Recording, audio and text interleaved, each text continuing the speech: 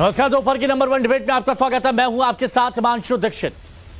दिव्य, भव्य और नव्य महाकुंभ की शुरुआत में करीब 3 हफ्ते बाकी हैं। 13 जनवरी से महाकुंभ की शुरुआत हो रही है और भारत की सबसे प्राचीन और भव्य परंपराओं में से एक महाकुंभ को वैश्विक बनाने की तैयारी भी हो रही है। लेकिन एक मौलाना मुसलमानों को महाकुंभ से दूरी बनाने का फरमान सुना रहे हैं। मौलाना साहब कह रहे हैं कि महाकुंभ में कोई भी मुसलमान अपनी दुकान ना लगाए। आरोप लगा रहे हैं कि महाकुंभ मेले से मोहब्बत नहीं, नफरत का संदेश दिया जा रहा है। मौलाना अखाड़ा परिषद से लेकर नागा सन्यासियों पर नफरत फैलाने का आरोप लगा रहे हैं, क्योंकि साधु संतों की तरफ से मेला क्षेत्र में गैर सनातनियों की दुकान पर पाबंदी लगाने की मांग उठाई गई थी और इन मांगों पर सरकार की तरफ से कोई जवाब तो नहीं आया। लेकिन अब मौलाना कलेश वाला संदेश दे रहे हैं। सवाल है, जब पूरी दुनिया की निगाहें महाकुंभ पर टिकी हैं, तब ये मौलाना दरार डालने वाली बात क्यों कर रहे हैं? आज इस पर बात करेंगे, लेकिन उससे पहले एक रिपोर्ट। दुनिया जल्द ही सनातन आस्था के बड़े केंद्र महाकुंभ की साक्षी बनने वाली है। प्रयागराज के महाकुंभ मेला क्षेत्र में सनातन की धर्म ध्वजा लहरा रही है, जहां देश और दुनिया भर से सनातनियों का संगम हो रहा है। योगी आदित्यनाथ की सरकार इस सनातनी मेले को वैश्विक बनाने में लगी हुई है, लेकिन कुछ मौलाना मुसलमानों से सनातन आस्था के सबसे बड़े महामेला के बायकॉट की अपील कर रहे हैं। मुसलमानों से कह रहे हैं कि किसी भी सूरत में महाकुंभ में ना जाएं। फरमान सुना रहे हैं कि कोई भी मुसलमान पंक्चर या चप्पल जोड़ने की दुकान ना लगाए, कोई भी मुसलमान चाय के खोखे या ठेले ना लगाए। मैं तो तमाम मुसलमानों से और खास तौर पर इलाहाबाद और उसके कुर्ब जवार जहां पे मेला लग रहा है उसके इर्द गिर्द के तमाम मुसलमानों से अपील करूंगा कि कोई भी मुसलमान महाकुंभ मेले में न जाए। मोची जोड़ने वाले, चप्पल जोड़ने वाले, ठेला लगाने वाले, चाय का खोखा लगाने वाले, पिंचर जोड़ने वाले जितने भी मुसलमान हैं, वो लोग ये न समझे कि वहां मेले में जाएंगे तो हमारी रोजी कम हो जाएगी या हमारी जिंदगी कम हो जाएगी। ऐसा कुछ नहीं है, बल्कि सब्र करिए और 1 महीना आप कहीं दूसरी जगह अपनी रोजी रोजगार का इंतजाम कर लीजिए। अल्लाह बहुत बड़ा है, वो इंतजाम करने वाला है। ऐसा नहीं है कि कुंभ मेले में नहीं जाएंगे तो रोजगार से महरूम हो जाएंगे। सब्र करिए, अल्लाह पे भरोसा करिए।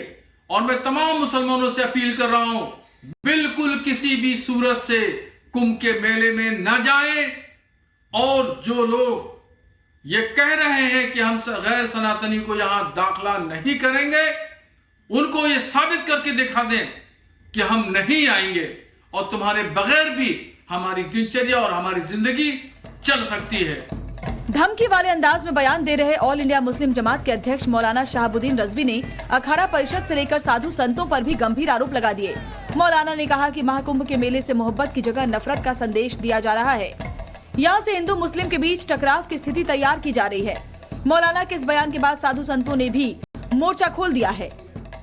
देवकी नंदन ठाकुर तासुब और तंगनजरी की बात कर रहे हैं, जबकि इससे पहले अखाड़ा परिषद और फिर उसके बाद नागा सन्यासियों ने भी यही कहा कि गैर सनातनी लोग महाकुंभ मेले में नहीं आएंगे और जो लोग आएंगे उनको टीका लगा के आना पड़ेगा। तो ये इस तरह से प्रचार प्रसार करना और ये कहना कि गैर सनातनी लोग यहां नहीं आएंगे, ये तनाव फैलाने वाला, नफरत फैलाने वाला और मजहब का गलत इस्तेमाल करने वाला बयान है। दरअसल मौलाना रजवी अखाड़ा परिषद और संतों की उन मांगों से भड़के हुए हैं, जिसमें साधु संतों ने महाकुंभ में गैर सनातनियों के एंट्री पर बैन की मांग रखी थी। हालांकि सरकार ने इन मांगों पर कोई जवाब नहीं दिया, लेकिन साधु संतों ने अपनी इस डिमांड के पीछे वजह क्या बताई थी, वो भी जान लीजिए। यहाँ मुस्लिम संत भी है। अगर हमारे संप्रदाय कुछ ऐसे है जहाँ गुलाम नबी है, उसका नाम वो गुलाबनाथ हो गया। हमारे यहाँ बहुत मुसलमान संत हुए, ऐसी बात नहीं है। और आप देखते हैं हम सूर को मानने वाले हैं, कबीर को मानने वाले हैं, सबको मानने वाले हैं। बात वो नहीं है, थूक जात शुरू हो गया है। तो अपने आप को बचाने के लिए, अपने धर्म की रक्षा के लिए, अपने स्वयं के तपोबल की रक्षा के लिए हमें ये निर्णय लेना पड़ा कि मेला क्षेत्र में इनकी दुकान ना हो, इनकी चाय की दुकान ना हो, इनका कोई स्टॉल ना हो, इनका होटल ना हो, ताकि हम लोग अपने धर्म को बचा सके। परंतु हमें जो है मुसलमानों से कोई बैर नहीं, वो हमारे भाई हैं, उनको अपना भाई हम मानते हैं, परंतु जो उनकी जो मानसिकता है वो अच्छी नहीं है। महाकुंभ में गैर सनातनियों की एंट्री क्यों बैन होनी चाहिए, इस पर संतों की राय सुनी आपने। लेकिन ये मौलाना तो धमकी वाले अंदाज में कह रहे हैं कि महाकुंभ में मुसलमान पंक्चर नहीं जोड़ेंगे। लेकिन सवाल ये है कि महाकुंभ में समुदाय विशेष को लेकर मौलाना क्यों मचा रहे हैं क्लेश। मौलाना का बाइकॉट कुंभ का फरमान कितना सुनेंगे मुसलमान।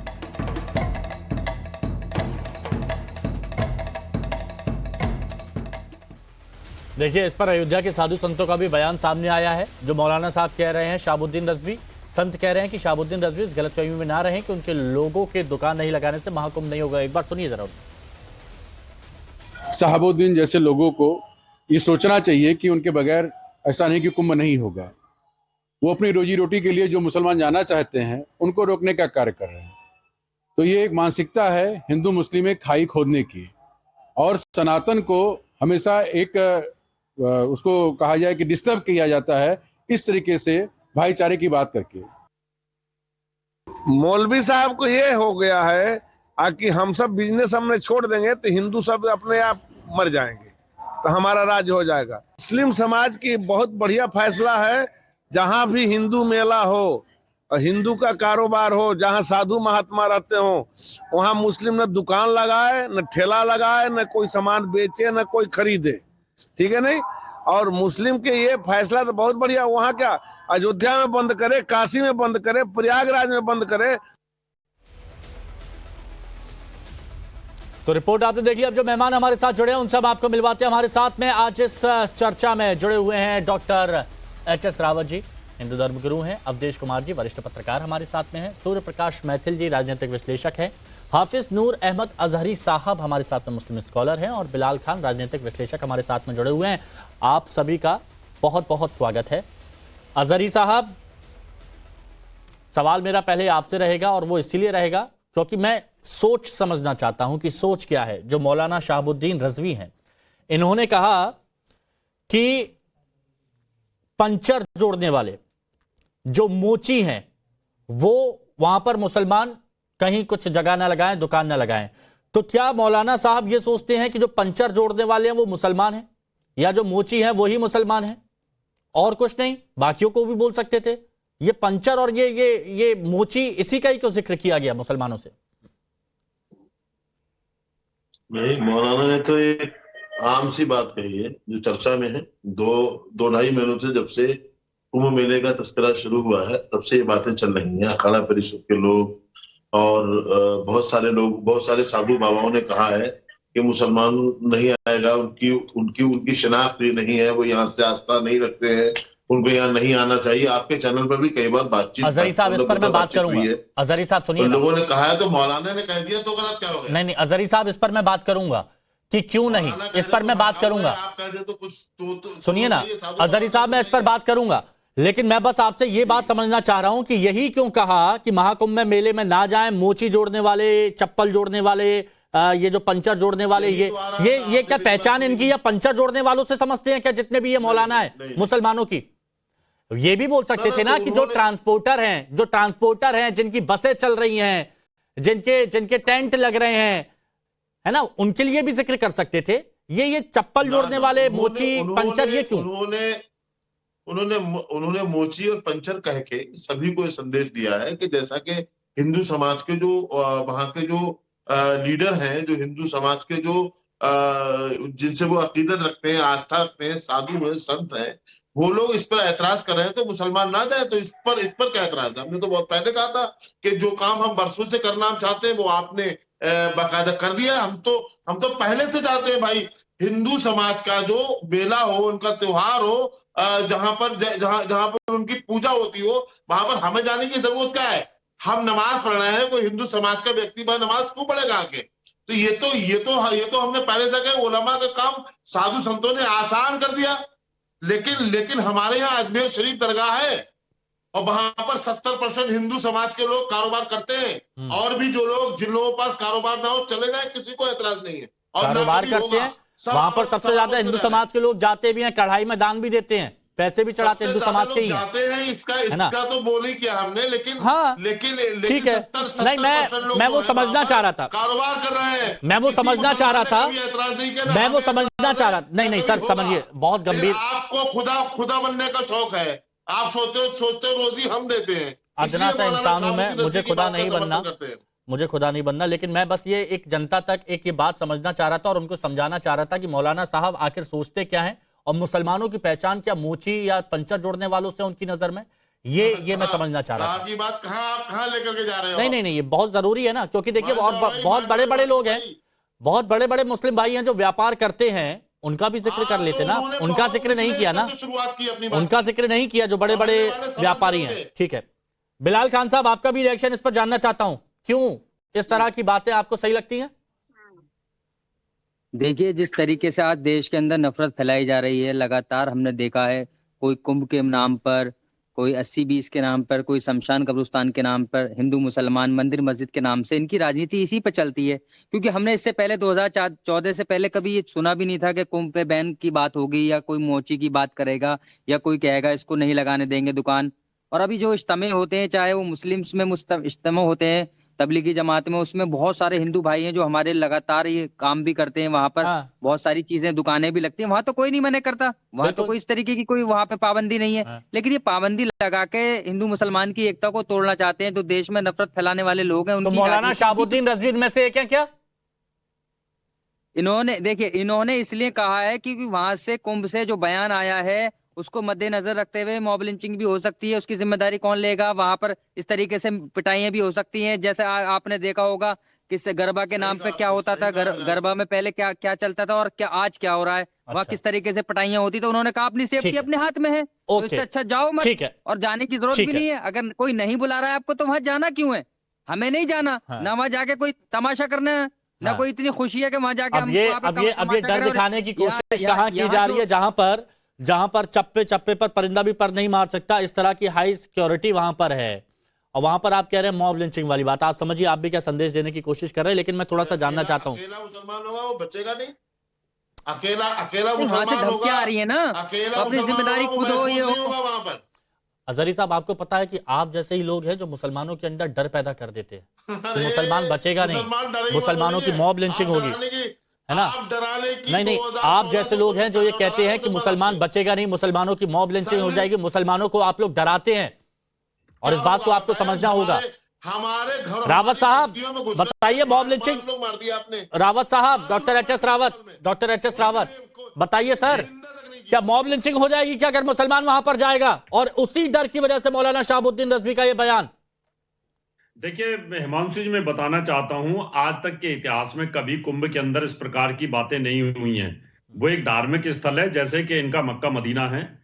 अब मक्का मदीना के अंदर क्या मॉब लिंचिंग होगी? क्योंकि वहां तो हिंदू जाना ही वर्जित है। जब इनके यहाँ हिंदू जाने के लिए उनको वर्जित है, या दूसरे धर्म के लोग जो नहीं जा सकते, तो फिर हम क्यों वहां पर बुलाएं? हमें जरूरत क्या है? क्योंकि जब आप इस प्रकार की हरकतें करते हैं कि आप फ्रूटों को थूक लगा के बेच रहे हैं, आप रोटियों पे थूक लगा रहे हैं, आप मिठाई के अंदर पेशाब डाल रहे हैं, आप कहीं ना कहीं पान में थूक देते हैं, जब इस प्रकार की बातें होती हैं तो आदमी का दिल खट्टा होता है। जब आपके यहाँ पर रमजान का, जब आपके यहाँ रमजान का महीना चलता है, तो उस समय आपके यहाँ से फतवा जारी हो जाता है कि रमजान के महीने में किसी हिंदू की दुकान से कोई भी चीज न खरीदे, क्यों? वो गौमूत्र का छिड़काव करते हैं। यानी आपके अंदर तो इतनी चीजें, आपने नफरत की। अगर हमारे साधुओं ने और हमने रोक लगा दी तो आप बिलबिला रहे हैं, आपको तकलीफ हो रही है, आपका बिजनेस बुरा है। इस समय जम्मू कश्मीर के अंदर आप हत्याएं कर रहे थे, बलात्कार कर रहे थे, उस समय। अच्छा रावत साहब, एक बात बताइए, रावत साहब, ये सवाल मैं आपसे भी पूछता हूं, रावत साहब प्लीज इसका जवाब दीजिएगा। तो ये सिर्फ छोटे दुकानदारों के लिए क्यों?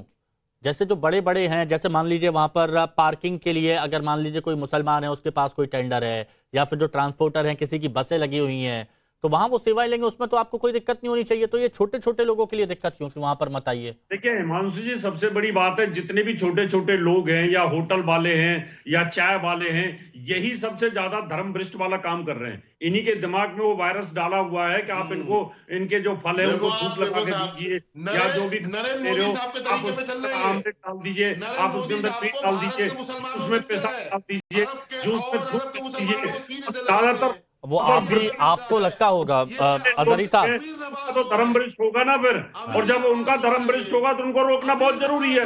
जब ये लोग अपने लिए इतने पाक साफ हो सकते हैं, तो हम क्यों नहीं पाक साफ हो सकते? अजहरी साहब, डॉक्टर एचएस पे बातें सामने आ गई। ठीक है, अजहरी साहब, डॉक्टर एचएस रावत की तरफ से अगर कोई बात कही गई तो यूं ही हवा में नहीं कही गई, चाहे वो हिमाचल हो, उत्तराखंड हो या फिर दिल्ली हो, नोएडा हो, कई जगह ऐसी तस्वीरें आई हैं जहां पर काफी कुछ मिलाया गया है, मानव अपशिष्ट मिलाया गया है, उसको लेकर उन्होंने अपनी चिंता जाहिर की है। ठीक है, इस पर भी मैं आऊंगा थोड़ी देर और यहाँ पर मैं अवधेश जी 1 मिनट। सूर्य प्रकाश बैतल जी, आपका भी रिएक्शन बताइए, क्यों ये सब किया जा रहा है, बताइए। धन्यवाद। पहले तो आपको और पूरे देश को भारत माता की जय, वंदे मातरम। और देखिए, मैं तो सहमत हूं आचार्य श्री से। उन्होंने कहा ना कि ये जो तबका है, ये तबका मौलवियों को भगवान मानता है, खुदा मानता है।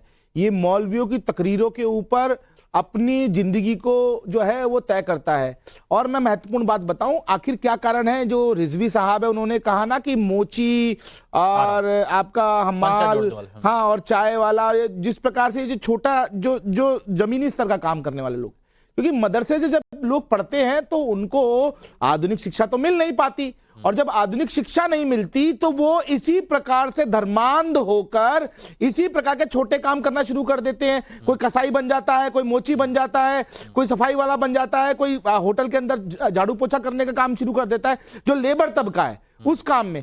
तो मैं तो एक बात और कहना चाहता हूं, आखिर अपर क्लास से इसलिए नहीं बोला जाता? जी बिल्कुल, क्योंकि पढ़ा लिखा। देखिए, मैं आपको एक बात और बताऊं, मुस्लिम समाज में 2 तरह का वर्ग है। एक है पढ़ा लिखा वर्ग, जो कि चीजों को समझता भी है।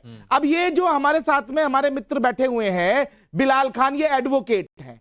इनको खुद भी बुरा लगेगा यदि कोई सामने से थूक कर इनको चाय पिलाएगा, लेकिन उसी कड़ी में यदि कोई नीचे के तबके का व्यक्ति मौलाना साहब थूक के उसको और चाय देंगे तो वो कहेगा अरे सब आपका काम है, ये तो खुदा का प्रचार। नहीं, कई वीडियोस में ऐसा देखा गया है। तो ये जो चीजें हैं ना, इन चीजों के कारण उन्होंने मुसलमानों को सिर्फ लोअर तबके का समझ रखा है, क्योंकि मदरसे से पढ़ के ऐसे लोग निकलते हैं। एक 20 सेकंड और 20 सेकंड और देखिए, अभी अजहरी साहब बहुत चिल्ला रहे थे, देखो ये कर दिया, देखो वो कर दिया, फलाना कर दिया, ढिमकाना कर दिया। मैं पूछना चाहता हूं, यदि आप अजमेर शरीफ की बात करें कि 70% वहां पर दुकानें हिंदुओं की है, पहली चीज तो वहां पर दुकानें हिंदुओं की है ही नहीं।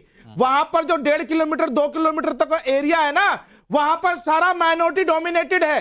केवल वहां पर जो श्रद्धालु जाता था कुछ टाइम पहले तक, उसमें 90% जो है वो हिंदू होता था, क्योंकि इस्लाम में तो दरगाह और जो मैं कहूं कि मज़ारे हराम होती है।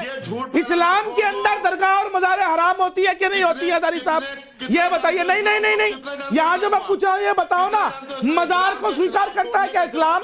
जब बुद्ध परस्ती को वो काफिर कहते हैं तो मजारों को भी वो काफिर कहते हैं। ठीक है, यहाँ बैठकर आप भरमाने की कोशिश ना कीजिए। ठीक है, झूठ मत फैलाइए। इस पर बात है अजहरी साहब, पॉइंट रख लीजिए, आ रहा हूं, आऊंगा। अवधेश जी इस तरह, ओके ठीक है।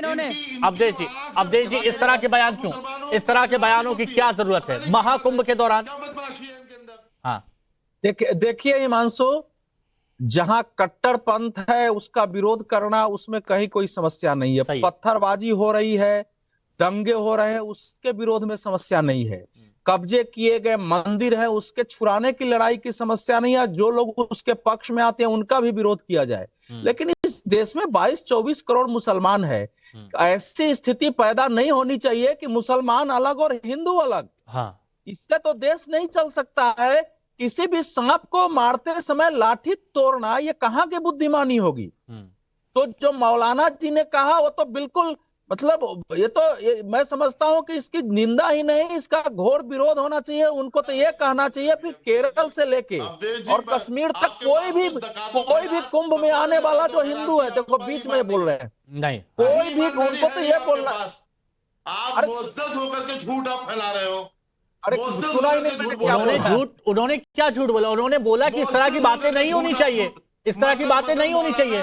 मौलाना ने कहा वो तो उसकी निंदा हो। अरे इनको लाए क्यों भाई बीच में, क्यों करा रहे हो आप? अच्छा ठीक है, सुनिए मौलाना शहाबुद्दीन रजवी ने जो बयान दिया उस पर अवधेश जी ने बोला कि इसकी निंदा होनी चाहिए, ये बिल्कुल गलत है, इसमें कुछ झूठ नहीं है। उन्होंने बोला है तो बयान दिया है, ठीक है। अवधेश जी प्लीज बोलिए। अभी मैं सुनिए, रुकिए अजहरी साहब, जवाब दीजिएगा प्लीज, इनकी बात हो जाए फिर जवाब दीजिएगा। नहीं देखो मैं, हाँ बोलिए। सुनिए, ये सीरियस इशू है, इसमें तू मैं नहीं पढ़ता हूँ। मौलाना बिना सुने बोल रहे हैं। हमारी चिंता जो है हमारे देश की एकता है और मुस्लिम कट्टरपंथ से उस एकता को समस्या पहुंचे, लेकिन सारे मुसलमानों को हम मान लें कि कट्टरपंथी है, सारे मुसलमान थूक लगाते हैं, सारे तो इससे समस्या फिर एक नया पाकिस्तान देश में बनेगा। इसीलिए सोच समझ के बात करने की जरूरत है। चाहे वो पंक्चर बनाने वाला हो, चाहे होटल चलाने वाला है, उसको इस देश में काम करने का अधिकार है और उसके अधिकार को कोई छीनना नहीं जा सकता है। किसी ने भी बयान दिया है तो उस बयान के कारण को देखना चाहिए कि इतनी अविश्वसनीयता क्यों पैदा हुई है। अभी तक किसी हिंदू धर्म के गुरु ने पहले नहीं बोला, आज बोलने की नौबत क्यों आ रही है? क्यों आई? बताइए बिलाल भाई जी। एक मिनट, क्या दोगलापन, किस तरह की बातें कर रहे हैं अजहरी साहब? क्या है बताइए। हिमांशु भाई सुने, बताइए, बोलिए। मतलब साधु संतों ने जो मुसलमानों का बायकॉट किया, उनका साधु संतों ने बायकॉट किया था उन मुसलमानों का मूतते हैं, धर्म को भ्रष्ट करते हैं। थोड़ा सा इस प्रकार की चीजों से हमें उनको समझा रहा हूँ, मैं समझा रहा हूँ, एक मिनट समझा रहा हूँ। सुनिए अजहरी साहब, सुनिए। आप लगातार बोलेंगे तो नहीं समझ पाएंगे, लगातार बोलेंगे तो नहीं समझ पाएंगे। मेरी बात सुनिए। आपने देखा और पूरे देश ने देखा और उसको लेकर एक विशेष तौर पर एक कानून भी बनाया गया कि मानव अपशिष्ट कई जगह पर मिलाए जा रहे हैं, कहीं पर थूका जा रहा है, कहीं पर क्या क्या मिलाया जा रहा है, लघुशंका मूत्र मिलाया जा रहा है। ये आपने देखा ना, देश ने देखा ना, तो ये विश्वास की कमी आई, उस पर बात हो रही है। इतना बड़ा देश है, आप उसको ये बीच में बिना सुने बोलते हैं। तो वहां भी बोला, आप ये नहीं कह सकते दोगलापन, नहीं, गलत शब्दों का इस्तेमाल मत कीजिए। उन्होंने कहा कि सारे मुसलमानों पर नहीं है, सारे मुसलमानों पर नहीं है, लेकिन विश्वास अगर कम हुआ है तो क्यों हुआ है? ये सुना नहीं है, ये बिना सुने बोलते हैं भाई। लगातार बोलते रहेंगे तो कहां सुनेंगे? आउटगोइंग रहेगी तो इनकमिंग कहां से होगी? इनकमिंग भी तो जरूरी है। बिलाल भाई बोलिए, इनको डाउन करिए। बिलाल भाई बोलिए, जो सुनता है वो बोलेगा भी। बिलाल भाई बोलिए। बिल्कुल, देखिए हिमांशु भाई, हमने यही कहा है शुरुआत से, जिस तरीके से चाहे साधु संत हो या मौलाना हो, ये देश में इस तरीके की बातें ना करें। इसी चीज से नुकसान होता है। हमारे भारत की जो एकता है, अखंडता, भारत में विश्वास रखने वाले लोग हैं, इन्हीं की बातों में आके कहीं ना कहीं ऐसे फैसले कर लेते हैं जो देश को नुकसानियत होते हैं, और वो नहीं होना चाहिए। हम लगातार इन्हीं बातों को कहते रहे इन लोगों से, चाहे यहाँ से बयान आ रहा है, वहां से बयान आता है, लेकिन एक खूबसूरती जो देश के अंदर लगातार, हम चाहे त्योहार मनाते थे दिवाली का, या इस तरीके से ईद पे हमारे भाई मिलने आते थे, लगातार मिठाइयां खिलाते थे, लगातार देश में हमेशा साथ रहने की बात की है और गले भी लगाया, उसको ठेस पहुंचाने का काम आज वही लोग कर रहे हैं जो ये बयान दे रहे हैं कि कुंभ में नहीं आएगा और कुंभ में नहीं जाना चाहिए और ये होगा और वो होगा। उसमें मौलाना भी है ना, उसमें मौलाना भी है ना। बिल्कुल है। मौलाना ही है और मेरा बिलाल भाई से एक सवाल है बिलाल भाई, पूछ लीजिए। प्रश्न है मेरा, तो देखो आप तो बहुत समझदार व्यक्ति हो, बैरिस्टर हो, पढ़े लिखे इंसान हो, मैं आपसे प्रश्न पूछ रहा हूं। क्या खाने के अंदर थूकना सही है, मूतना सही है, मानव अपशिष्ट मिलाना सही है, अपवित्र करना सही है? यदि कोई व्यक्ति ये काम करता है तो क्या उसको कुंभ में आने का परमिशन होना चाहिए? आप केवल इतना बताओ, हिंदू मुस्लिम सिख ईसाई छोड़ दो, ठीक है, हो गया, बताओ। हाँ। देखिए सूर्य मैथिल जी, जिस तरीके से आप कह रहे हैं खाने में थूक मिलाना और ये करना, इसे भी आप धर्म से जोड़ने का काम कर रहे हैं। भाई साहब, मैं तो बोल ही नहीं रहा। नहीं, मैं तो कह रहा हिंदू मुस्लिम सिख ईसाई, मैंने तो यही शब्द बोला, हिंदू मुस्लिम सिख ईसाई। अब ये बताओ ना, जो मुद्दे हैं, थूकते हैं, पेशाब करते हैं, आराम से, और जो हाँ, ये अपशिष्ट शब्द मत मिलाते बोलिए, हैं, हाँ। क्या उनको कुंभ में आने देना चाहिए कि नहीं? बस हो गया, ये बताओ। हो गया, हो गया, जैसे लोग हैं घुमाओ हो गया, मत। हो गया, हो गया, देश के हिंदू हाँ, नहीं है, हो गया। जिनमें नंद हो, ये देखिए, जिस तरीके से ये नाथुराम देखिए, बोलते ये हैं, हो गया, धर्म की हाँ। बातें ये तो करते हैं। दोगलापन की हम बात कहते हैं अजरी जो और ये गलत बोल रहे थे ना, ठीक है। ये इनका दोगलापन एक मिनट, है। एक मिनट, एक मिनट, वंदे मातरम ठीक है, भारत में ठीक रहते है। हैं, बोलेंगे नहीं। रावत साहब, भारत माता की जय एक- बोलेंगे नहीं, ओके, संविधान की ठीक है, किताब लेके घूमते हैं। रावत साहब, बयानबाजी कर रावत रहे हैं। साहब, रावत साहब, कुछ मुसलमानों ने किया, कुछ मुसलमानों ने किया, उसकी वजह से क्या सभी पर रोक लगा दी जाएगी? ये तो गलत है ना। देखिए, अब ये कैसे पहचानेंगे कि इन्होंने किया और इन्होंने नहीं किया? हाँ। अगर इनके मदरसों में अगर ये बीमारी है तो रोकना पड़ेगा ना। अभी बिलाल भाई बड़ी बातें, अच्छी अच्छी बातें कर रहे थे। जम्मू कश्मीर के अंदर क्या हुआ था, उन बेचारों ने, वहां तो साधुओं ने कोई नहीं बोला था, वहां तो कश्मीरी ब्राह्मणों ने कुछ नहीं बोला था, उनको घरों से निकाल के मार दिया, काट दिया, उसको जम्मू कश्मीर को वहां पर हिंदू विहीन कर दिया। उनका क्या दोष था? ये तो इन सब चीजों को सीख करके सोशल मीडिया के माध्यम से रोका गया है कि भाई आप हमारे धर्म को भ्रष्ट मत करिए। धर्म भ्रष्ट करना पाप है, लेकिन आप लोगों अजहरी साहब बोलिए। हाँ, अजहरी साहब बोलिए। हाँ, रावत साहब सुन लो मेरी बात। बोलिए बोलिए। हाँ, किसी मदरसा का नाम लेने से पहले रावत साहब मुंह धोलिया करो थोड़ा। मदरसों पर टिप्पणी करना छोड़ दो। बहुत आपने अरे मदरसों में पीएफआई के एजेंट निकले हैं, मदरसों में से आतंकवादी निकले सुनिए, हैं, सुनिए, नहीं, नहीं, ISIS हर- के कनेक्शन निकले हैं सब मदरसों में। सब मदरसों में नहीं। देखिए, ओके, वक्त कदम है, लेकिन एक चीज जरूर है कि यहाँ पर कुछ की वजह से सभी को कसूरवार नहीं ठहराया जा सकता। और ऐसे मौलाना अगर इस तरह की बातें बोलते तो ये समझना चाहिए कि वो क्या संदेश देने की कोशिश कर रहे हैं समाज में। बहुत बहुत शुक्रिया सभी का जुड़ने के लिए।